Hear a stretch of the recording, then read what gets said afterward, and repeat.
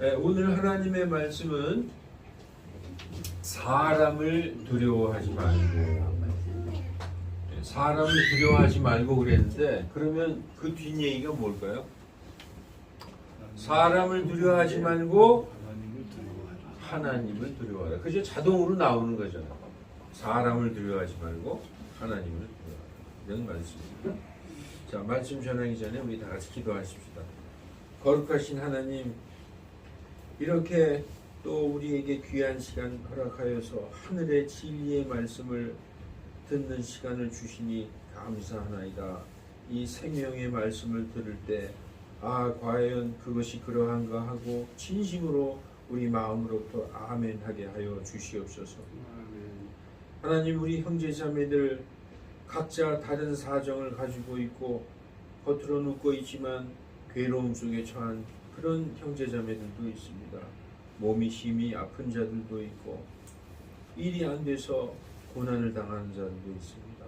하나님, 우리 각자의 사정을 아시는 아버지께서 평탄한 길 허락하여 주시고 하나님께서 정말 순풍을 보내주셔서 몸이 아픈 사람은 건강을 회복하게 하시고 또 모든 일에서 어려움을 겪고 있는 금전으로 심히 고난을 당하고 있는 형제 자매들에게 하나님께서 풍족하게 베풀어 주시옵소서. 아버지, 이 세상을 사는 것 자체가 고난이라고 말씀하셨습니다. 우리는 고생하려고 태어났다고 말씀하셨습니다. 그러나 세상을 살면서 우리에게 주시신 이 큰 귀한 구원의 선물, 우리 주 예수 그리스도를 우리에게 허락하시고 주셨으니 이 선물로 말미암아 모든 고난과 모든 슬픔을 이기고 정말 기쁨으로 감사하며 나날을 살아가는 우리들 되게 하여 주시옵소서. 우리는 앞의 것밖에 눈앞의 것밖에 보지 못합니다. 그러나 하나님께서 말씀하시기를 우리는 보이는 것을 바라보지 아니하고 보이지 않는 것을 바라보나니 보이는 것은 잠깐이요 보이지 않는 것은 영원하니라 말씀하신 그 말씀을 믿으며 아버지 앞에 나아갈 때 하나님께서 우리에게 약속하신 모든 것을 주실 줄 믿습니다. 이 시간 하늘에 정착된 그 생명의 말씀만을 선포하게 하시고 세상의 것들 말하는 그런 입술 되지 않게 입술을 주장하여 주시고 기종을 성령님께 의지하오니 아버지께서 인도하여 주시고 홀로 영광받아 주시옵소서. 우리 주 예수 그리스도의 이름으로 기도하옵나이다. 아멘. 예, 여러분, 이 마태복음 10장 읽어보셨죠? 마태복음 10장은 예수님께서 12제자를 부르시고 제자들을 다 부르셨어요. 여러분, 제자들 이름 생각나요? 제일 수제자가 누구예요? 베드로, 베드로의 형 안드레, 또 그 세베대의 아들 야고보와 요한, 그 다음에 빌립과 도마와 바돌로메와 세리 마테, 그리고 알페오의 아들 또 야고보가 또 있죠. 세베대의 아들 야고보도 있지만 알페오의 아들 야고보도 있고 또 누가 있어요? 가나안 사람 시몬 있고 또 예수님을 배반한 유다. 이게 12제자를 다 부르셨어요. 다 부르시고 하시는 말씀이 내가 너희에게 부정한 영을 내쫓고 모든 병을 다 고치는 그 능력을 너희에게 주리라. 그 권능을 너희에게 주겠다. 이 성경의 용어는 권능이라고 되죠. 권능. 세상 용어는 능력이에요. 그래서 영어로 뭐라고 되어 있냐면 파워라고 되죠. 파워. 내가 너희에게 그 악한 영들을 쫓는 그 파워, 그리고 모든 병들을 다 고쳐주는 파워를 너희에게 주겠다. 너희는 가서 전도해라. 그래서 12제자를 전도 여행을 보냈어요. 12제자를. 그때 갈 때, 전도 여행 갈 때 멀리 가니까 옷을 몇 벌 준비해야 되겠네. 옷도 가져가지 말고 돈도 좀 준비해야 될 거 아니야. 차비도 있어야 되고, 차비도 가져가지 말고, 옷도 준비하지 말고, 돈도 준비하지 말고, 너희 그 입은 그대로 가라. 왜 그렇게 말씀하셨을까요? 그 나머지는 하나님이 다 책임져 주시고 공급해 주실 것이다. 가면서 뭐라고 외치느냐? 하늘의 왕국이 가까이 왔느니라. 이걸 외치라는 거예요. 근데 여러분, 뜬금없이 하늘의 왕국이 가까이 왔느니라. 그럼 누가 알아듣겠어요? 그거는요, 예수님이 하신 아주 고상하신 말씀이에요. 결국 그게 무슨 말씀이냐? 예수님이 오셨으니 예수님을 믿어라. 복음을 믿어라. 이런 말씀이거든요. 그런데 갑자기 사람들에게 복음을 믿고 예수님을 믿어라 그러면은 이게 무슨 얘기인가 와닿지가 않잖아요. 근데 그 예수님이 뭐라고 얘기하셨느냐? 다른 나라도 가지 말고 이방의 어떤 길로도 가지 말고 또 저 북쪽의 사마리아로도 가지 말고 오직 이스라엘 집에 잃어버린 양들에게로 가라 이렇게 말씀하셨어요. 오직 유다, 이스라엘 그 유다 지방만 다니면서 복음을 전해라. 근데 그 유다 지방 이스라엘 사람들은 어떻게 생각하고 있었느냐? 이 이스라엘이야말로 전 세계 모든 나라 민족 중에서 우리나라만 이 이스라엘만 하나님이 택하신 나라다. 그래서 이스라엘 사람들은요 자기네들을 선민이라고 생각했어요. 선민, 택하심을 받은 민족. 그래서 여기가 이 이스라엘 땅이 바로 하나님의 나라다. 하나님의 나라가 어디 있냐? 그러니까 하늘에 대한 개념이 없었어요. 여기 우리가 사는 이 이스라엘 땅이 하나님의 나라요. 우리가 하나님의 백성이고 여기가 하나님의 나라다. 그런데 지금 예수님이 뭐라고 그랬어요? 하늘의 왕국이 가까이 왔느냐 그랬잖아요. 지금 이스라엘 사람들 땅에 여기가 하나님의 나라인데 하늘의 왕국이 가까이 왔느니라. 이건 무슨 얘기입니까? 그때까지만 해도 이스라엘 사람들은 여기 이 땅 우리나라가 하나님의 나라요 왕국이고 하늘이라는 개념이 없었어요. 땅에 대한 개념밖에 없었어요. 그런데 예수님이 오심으로써 땅이 아니고 너희 이스라엘 백성만이 아니라 예수님이라는 유일한 길을 통해서 어디로 간다? 하늘로 간다. 하늘. 그러니까 하늘에 대한 개념이 전혀 없었던 이스라엘 백성에게 이제 예수님이 오심으로써 너희가 어디로 가느냐? 땅이 아니라 땅이 더 이상 하나님의 나라가 아니라는 거예요. 하늘에 있는 그 하나님의 나라로 가는 거예요. 그래서 예수님이 뭐라고 했어요? 내가 곧 길이요 진리요 생명이니 나로 말미암지 않고는 아무도 아버지께로 오지 못하느니라. 그래서 그때의 이스라엘 백성 우리만이 하나님의 왕국이고 우리만이 하나님의 나라요 우리만 선택된 백성이라는 것이 예수님에 의해서 깨지는 거예요. 누구든지 어떤 민족 누구든지 아프리카 사람이든지 아시아 사람이든지 예수님만 믿으면 유일한 길이신 예수님을 통해 어디로 가느냐? 하늘의 아버지께로 간다는 거예요. 그걸 선포하라는 거예요. 그럼 여러분 여태까지 우리 이 나라가 하나님의 나라고 여기가 하나님의 왕국이라고 생각했던 사람들에게 하늘의 왕국이 가까이 왔느니라. 그 하늘의 왕국에 가려면 예수 그리스도를 믿어야 된다. 예수님을 통하여 너희의 모든 죄를 사함받고 아버지에게 가야 되는 이 복음을 믿어라 그랬을 때 여러분 사람들이 그 사람을 어떻게 생각했을까요? 미친놈 취급을 받았어요. 그래서 예수님이 하시는 말씀이 너희가 갈 때 복음을 전하면 사람들이 너희를 미워하고 너희를 공회에 끌고 갈 것이요 너희가 공회에서 채찍질을 당할 것이고 감옥에 갇힐 것이고 사람들이 너희에게 돌을 던질 것이다. 그래서 예수님을 전하는 그 길이 얼마나 고난의 길이요 얼마나 사람들에게 거부당하는 길인가 그걸 말씀해 주신 거예요.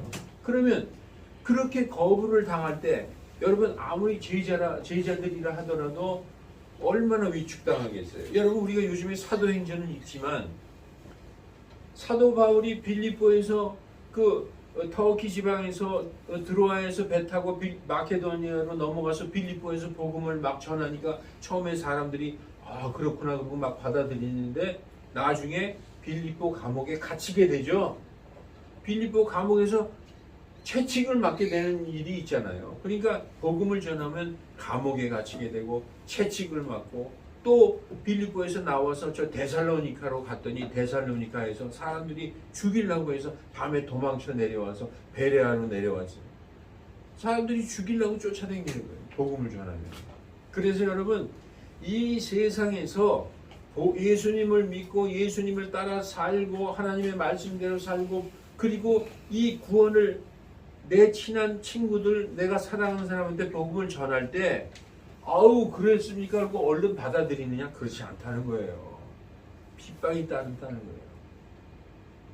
그래서 너희가 복음을 전할 때 그들이 감사하게 받아들이면 그들에게 화평을 전하라는 거예요. 이 화평이 이 집에 머물지어다. 예수님의 이름으로 하나님의 복이 이 집에 머물고 화평할지어다 하면 그걸 받아들이면 그 화평이 그 집에 머물 것이지만 너희를 배척하는 자들은 그 복이 다시 너희에게 돌아오리라. 그리고 너희를 거부하는 자들에게선 너희 신발의 흙을 털어버리고 그 도시를 떠나라. 나중에 하나님께서 그 도시를 심판하리라. 이렇게 말씀하고 있는 것입니다. 예, 그래서 그 많은 사람들이 12명의 제자, 예수님을 직접 보고 따라다니던 제자들이라 할지라도 복음을 전하면서 많은 핍박을 당할 걸 말씀하시고 있는데 그것은 현 시대를 사는 우리들도 똑같이 적용된다는 거예요. 여러분, 그래도 이 하나님의 말씀의 능력이 얼마나 강한지 우리나라만 해도 1000만 명의 크리스찬들이 있잖아요. 어쨌든 당신 종교가 뭐야? 아, 나 기독교예요 하는 사람이 1000만 명이 있다는 거예요. 그 중에는 아주 신실하게 하나님의 말씀대로 사는 사람도 있고 어떤 사람들은 그냥 왔다 갔다 교회만 하는 사람도 있겠죠. 그래도 어쨌든 한 1000만 명이 예수님을 난 믿는다 하는 사람들이 이 땅에 생겼어요. 그 전에 얼마나 어려운 일들이 있었는지 몰라요. 복음을 전하기 위해서 자기의 생명을 바친 사람도 있고 순교당한 사람도 있고 많이 있습니다. 그래서 오늘 그렇게 말씀을 쭉 이렇게 예수님이 하시면서 24절에 뭐라고 그랬어요? 제자가 자기 스승보다 높지 못하며 종이 자기 주인보다 높지 못하니. 여기서 제자들은 예수님의 12제자죠. 여기서 스승은 누구예요? 예수님이죠. 너희들이 나보다 높지 못하고 또 우리는 예수님을 주인이라고 주 예수 그리스도라고 그러잖아요. 우리는 종이란 말이에요. 종이 자기 주인 예수님보다 높지 못하다. 그러나 제자가 자기 스승처럼 되고 예수님처럼 되고 또 우리가 자기 주인 예수님처럼 되면 그 얼마나 족한 일이냐. 그들이 세상 사람들이 그 집주인이 누구예요? 예수님. 나를 바알세붑이라고 비난하지 않느냐. 바알세붑은 뭐예요? 마귀의 이름이에요. 마귀의 이름. 예수님이 병든 자를 고치고 눈먼 자를 눈뜨게 했더니 뭐라 그러냐. 아, 저거 마귀의 힘을 빌려서 하는 거야. 저 바알세붑의 힘을 하나님의 힘으로 고친다 얘기를 안 하고 마귀의 힘으로 고친다. 마귀의 능력으로 고친다. 이렇게 나를 비난하는데 하물며 너희들은 얼마나 비난하겠느냐. 그래서 예수님도 비난당하고 제자들도 비난당하고 핍박당할 것을 미리 말씀하신 거예요. 그래서 그런즉 그들을 두려워하지 말라. 이렇게 말씀하고 있습니다. 24절, 25절은 25절 말씀은 복음을 전하는 너희에게 닥칠 비난이 얼마나 심할 것인가 제자들에게 미리 말씀해 주시는 장면입니다. 그건 이 시대 사는 우리들도 마찬가지예요. 사람들은 예수님에게 바알세불, 바알이라는 단어는 주인이라는 단어고 세붑은 뭐냐? 집이라는 단어예요. 그래서 바알세붑 그러면 집주인입니다. 그런데 바알세붑은 이런 뜻이에요. 파리의 왕, 이 윙윙 날아다니는 파리, 이 저 팔레스타인 팔레스타인 지방의 그 에그론 지방에서 섬기던 신이 바알세붑인데 거기에 파리들로 인하여 많은 질병이 생겼어요. 그러니까 파리의 왕, 파리를 다스리는 왕이 이 바알세붑입니다. 그러니까 마귀의 왕이죠. 마귀의 이름을 바알세붑이라고 하는 겁니다. 그래서 예수님에게 마귀의 우두머리 바알세붑이라고 비난했습니다. 사람들이 예수님에게 이 정도로 비난할 정도면 예수님을 따르는 제자들은 훨씬 더 큰 비난과 조롱과 핍박을 받게 될 것을 예수님은 미리 말씀하신 것입니다. 그러므로 예수님을 전하고 전도하는 길은 이 세상에서 칭찬받고 우대받는 길이 아니라 십자가의 고난의 길이라고 예수님이 미리 말씀해 주신 거예요. 여러분, 성경에서 예수님이 하시는 일을 보면 너무나 멋있죠. 물고기 2마리와 빵 5병이요, 빵 5개와 물고기 2마리로 4,000명을 먹이시고 얼마나 멋있어요. 제자들을 예수 그 주인과 우리 주님을 떠나서 우리끼리만 딱 나갔을 때 마치 부모의 품을 떠난 어린아이처럼 그들이 예수님을 전할 때 닥칠 그 위험과 어려움은 굉장히 컸던 거예요. 그래서 예수님이 뭐라고 말씀하시느냐. 예수님이 마태복음 16장 24절에도 예수님께서 자기 제자들에게 이르시되 어떤 사람이 나를 따라오려거든. 물론 이거는 우리 같은 모든 성도에게 얘기하시는 건 아니에요. 일단 1차 대상이 제자들에게 말씀하시는 거예요. 너희가 날 따라오려거든 너를 부인하고 네 십자가를 지고 나를 따를지니라. 이렇게 말씀하셨어요. 그러니까 예수님을 전하는 이 사도들의 처음의 길은 자기의 삶, 자기의 인생은 없는 거예요. 나의 인생, 나의 가족, 나의 장래 이런 거 생각하면 예수님의 일을 못한다는 거죠. 그래서 예수님이 뭐라고 그랬냐, 제자들에게. 너희 부모 형제 처자식보다 나보다 너희 부모 형제 처자식을 더 사랑하는 자는 나에게 합당치 않다. 지금 그냥 가라. 그리고 네 생명을 나보다 더 사랑하느냐? 그러면 너에게 합당치 않다. 이렇게 말씀하셨어요. 그래서 이 제자들에게 말씀하신 것은 그 자기 십자가, 그 첫째 자기를 부인해야 된다는 거예요. 나의 삶, 나의 어떤 계획, 나의 일 이거 없다는 거예요. 오직 하나님의 일밖에 없다는 것이죠. 예, 제자들에게 그렇게 말씀하셨습니다. 그러면 예수님을 따르는 길은 왜 이렇게 고난을 받는 길이요, 어려운 길일까? 그것은 예수님을 따른다는 것은 세상의 가치와 세상의 질서를 따라가는 길이 아니기 때문입니다. 여러분, 세상의 가치는 뭘까요? 여러분, 왜 아이들 그렇게 어렸을 때부터 학원에 보내고 공부시키고 그래요? 부귀영화, 즉 재물, 학벌, 외모, 이게 세상의 가치예요. 부귀영화를 누리게 하기 위하고 돈 잘 벌고 또 좋은 학교 가서 또 멋진 배우자 만나서 결혼하고 이런 눈에 보이는 외형적인 거에 세상의 가치가 있습니다. 그리고 세상의 질서는 권력과 명예와 기득권, 그 뒤에 줄 서는 게 세상의 질서예요. 그러나 예수님을 따른다는 것은 이러한 세상의 가치와 세상의 질서를 따르는 게 아니라 예수님께서 가신 그 길을 따라가는 자들이 바로 크리스찬이다 라고 말씀하고 있습니다. 요즘 우리 교회에 다니는 성도들은 어떻게 보면 정말 너무너무 편한 신앙생활을 하고 있죠. 우리가 기독교 역사상 가장 편한 시대를 살고 있어요. 어떻게 보면 우리의 선조들이 우리 위해서 기도해서 하나님께서 우리에게 이 평안한 시대를 허락하시는지는 몰라도 우리는 이런 게 느껴지지가 않죠. 그런 고난과 그런 비난 이런 게 몸소 느껴지지 않지만 예수님께서 가신 그 길을 따라가는 자들이 바로 크리스찬들이라는 거예요. 교회만 다니는 자들이 크리스찬들이 아니라, 그래서 예수님을 진정으로 따르는 길은 세상 사람들에게 어떤 길이다? 모난돌이다. 모난돌.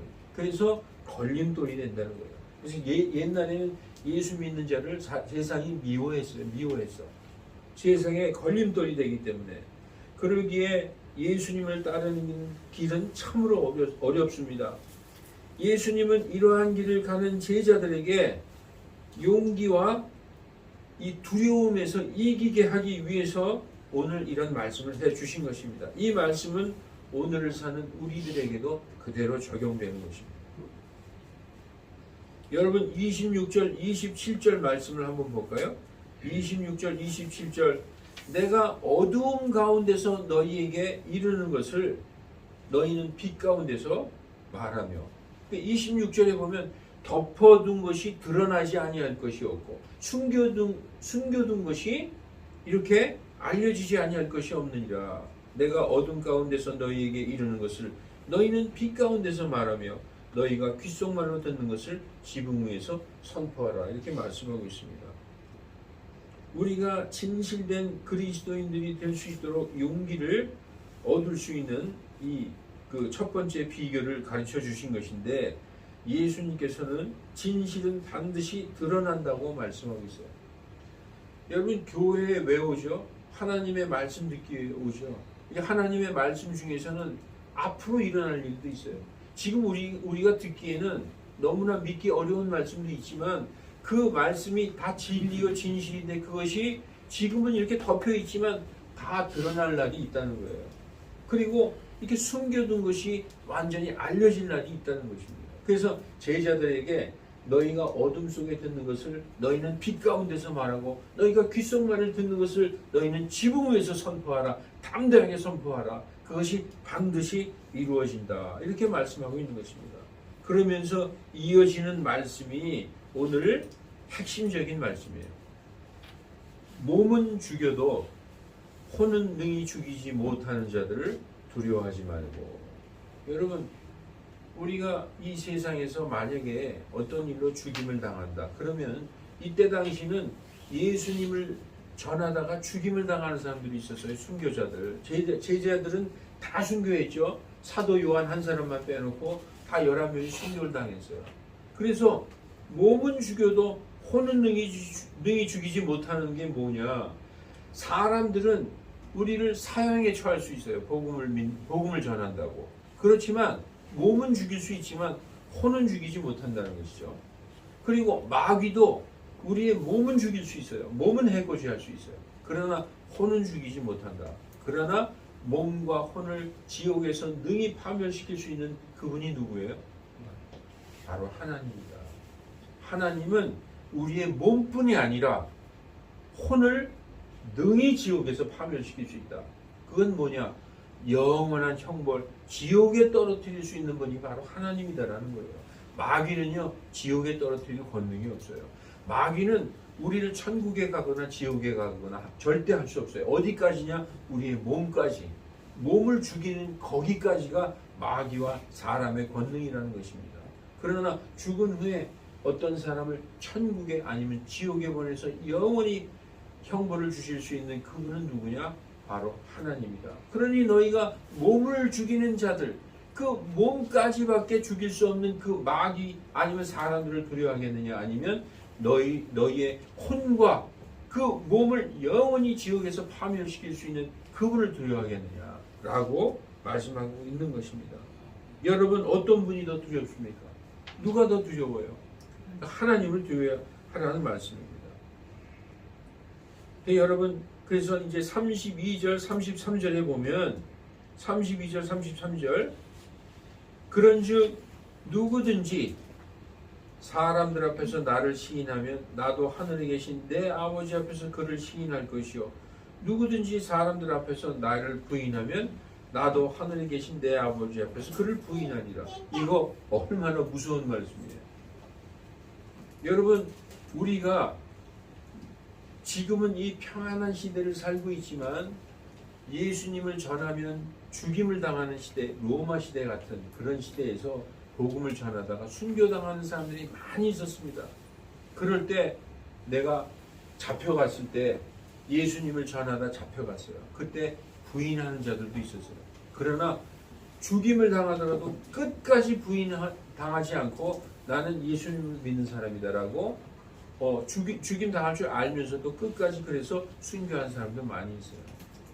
여러분, 이건 지금 뭐라고 말씀하고 있어요? 사람들 앞에서 나를 시인하면 예수님께서 나도 내 아버지 앞에서 너를 시인할 것이지만 누구든지 사람들 앞에서 나를 부인하면 나도 하늘에 계신 내 아버지 앞에서 너를 부인하겠다. 이렇게 말씀하고 있어요. 여러분, 어떤 믿음을 가져야 되겠습니까? 그래서 우리의 믿음은 우리를 위한 것이 아닙니다. 그래서 우리를 위한 믿음 같으면 우리는 버릴 수가 있어요. 근데 우리의 믿음이 우리의 생명을 초월하는 믿음이기 때문에 우리가 생명을 잃어도 이 믿음을 부인하지 않는다는 것입니다. 그 믿음을 하나님께서 원하시는 거예요. 여러분, 그러나 그러한 일을 여러분에게 허락하실까요? 그렇지 않아요. 성경에 뭐라고 써 있느냐? 우리에게 감당치 못할 그런 시험을 하나님께서는 허락하지 아니하신다라고 분명히 얘기하고 있어요. 여러분, 나의 믿음이 초등학생의 믿음인데 나에게 이 집채만한 돌을 하나님이 내 어깨 위에 지게 해주시겠느냐? 그렇지 않다는 거예요. 순교할 수 있는 그 그릇은 따로 있는 거예요. 그러니까 여러분, 무서워하지 마세요. 나는 어린아이 같은 믿음인데 누가 나를 협박하고 죽인다 그러면 난 도저히 감당할 수 없는데, 그런 사람에게는 하나님이 절대 그런 짐을 져주지 아니하신다. 그러니까 두려워하지 마세요. 이건 누구에게 1차적으로 하신 말씀이죠? 제자들에게 하신 말씀이에요. 제자들은 요한만 빼놓고 다 하나님의 말씀대로 그 아버지를 부인하지 않고 순교를 당했습니다. 여러분, 그러나 우리들 중에서도 어떠한 핍박과 어떤 환난이 있어도 끝까지 예수님의 이름을 부인하지 않는 그런 성도들이 있을 것입니다. 그 상급은, 어떤 사람은 그래요. 아니, 하늘나라에서도 공평하지 않으면 나 하늘나라 안 가겠다, 그런 사람이 있는데 하늘나라 공평하지 않습니다. 절대 공평하지 않아요. 왜냐? 순교당한 사람은 그만큼의 큰 상급이 기다리고 있어요. 그리고 예수님의 말씀, 하나님의 말씀대로 살은 사람은 그만큼의 상급이 기다리고 있는 거예요. 그래서 하늘에 상급이 있다는 거예요. 각 사람의 상급이 다 틀리다는 거예요. 그러니까 성경은 이렇게 하나님, 예수님의 이름을 부인하지 않는 이런 사람에게 가장 큰 상급이 있다고 말씀하고 있습니다. 또 오늘 여기 본문에 보면 참새 2마리가 1아사리온에 팔리지 아니하느냐. 당시에 로마 화폐, 그 청동으로 이렇게 만든 동그란 화폐가 있었는데 그게 아사리온인데 지금으로 얘기하면 이 동전 하나에 5,000원 정도 되는 거예요. 그러니까 참새 2마리에 5,000원에 팔리지 아니하느냐. 그러나 그 값이 아주 싼 정말 가치 없는 그 참새라 할지라도 아버지의 허락 없이는 그 중에 하나도 땅에 떨어지지 않는다, 죽지 않는다.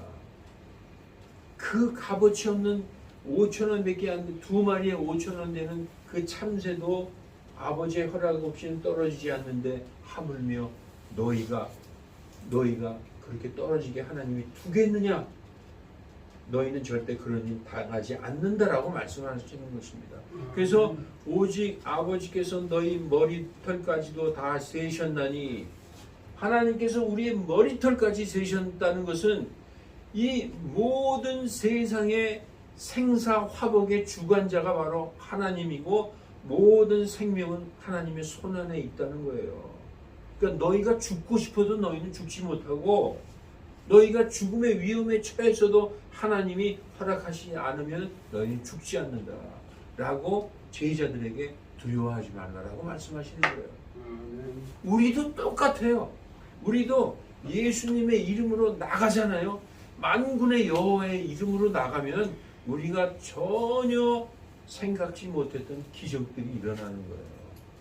여러분, 우리 크리스찬들의 능력이 뭔지 아십니까? 이거는 아니야, 이건 할 수 없어, 이거는 안 돼, 이게 아니라 만군의 하나님의 이름으로, 예수님의 이름으로 나가면 그게 된다는 거예요.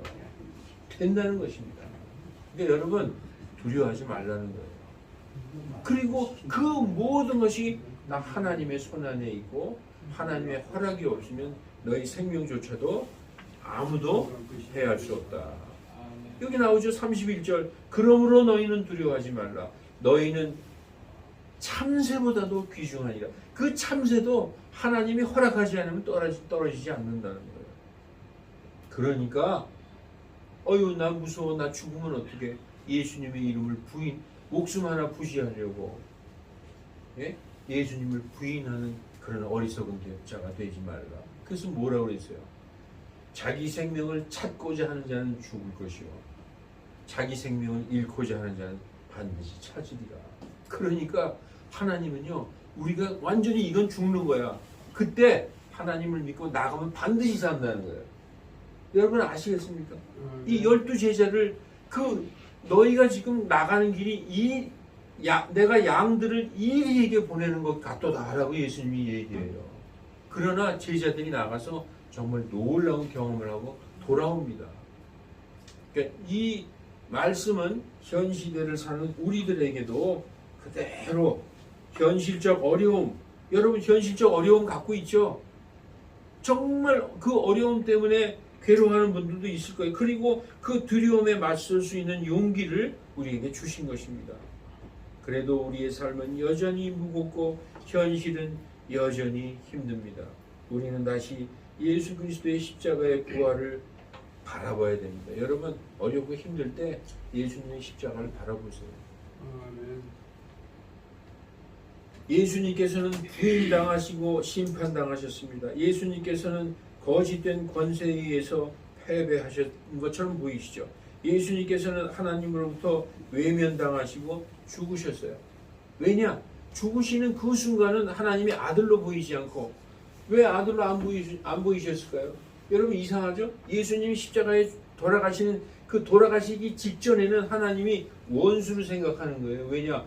온 세상의 죄를 다 짊어졌기 때문에 십자가에 달려있는 예수님이 아들로 보이는 게 아니라 죄덩어리로 보이는 거예요. 그래서 하나님의 저주를 받고 우리가 받을 저주를 그분이 대신 받고 예수님이 돌아가신 것입니다.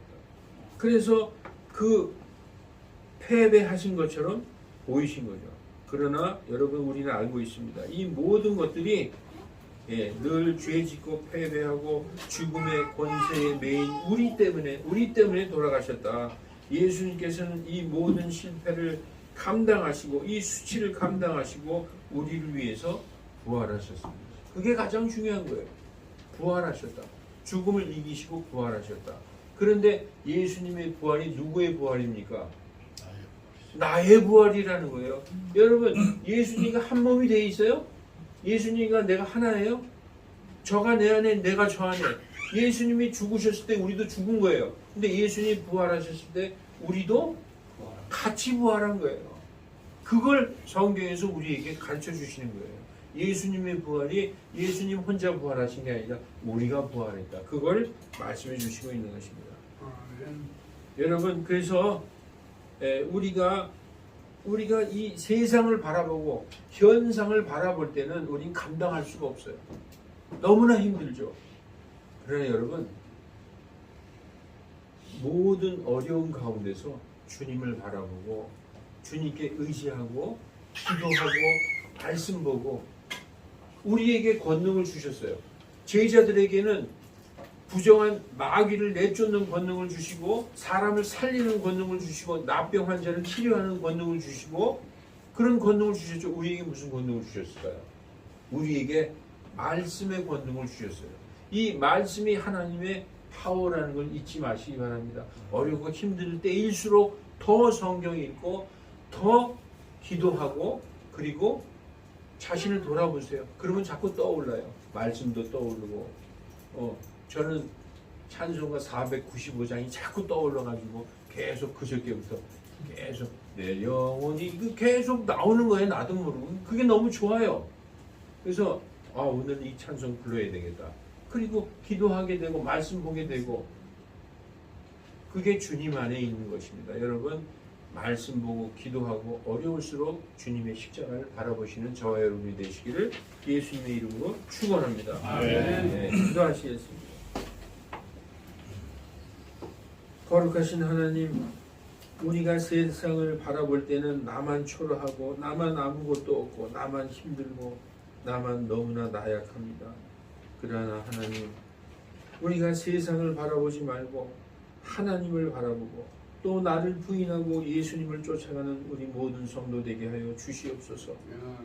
정말 우리에게 주신 권능과 파워가 무엇인지 깨달아 알게 하여 주시고 정말 이 시점부터라도 하나님의 말씀을 두려워하고 사람과 세상과 눈에 보이는 것을 두려워하지 말고 오직 혼과 몸을 지옥에서 능히 파멸시키는 그 하나님을 두려워하고 그분의 말씀을 믿고 따라서 사는 우리가 되게 하여 주시옵소서.